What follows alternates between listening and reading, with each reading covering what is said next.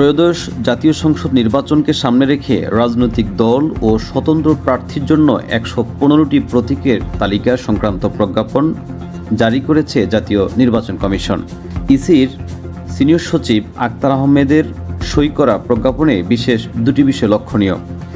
জাতীয় নাগরিক পার্টি বা এনসিপির দাবিকৃত শাপলা প্রতীক নেই, আর নিবন্ধন স্থগিত থাকা বাংলাদেশ আওয়ামী লীগের প্রতীক নৌকার পাশে স্থগিত লেখা রয়েছে।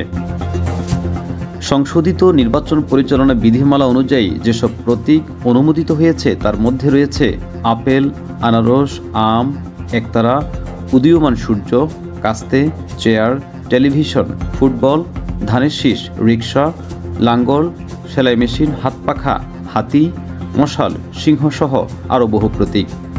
মোট ১১৫টি প্রতীকের এই তালিকা অনুযায়ী রাজনৈতিক দল ও স্বতন্ত্র প্রার্থীরা এবার নির্বাচনী মাঠে প্রতিদ্বন্দ্বিতা করবেন। বাংলাদেশের রাজনীতিতে নির্বাচনী প্রতীক শুধু পরিচয়ের মাধ্যম নয়, বরং এটি ভোটারদের আবেগ, আস্থা এবং রাজনৈতিক সংস্কৃতিরও একটি প্রতিফলন। রাকিব হোসেন মিলন, আজকের টাইমস।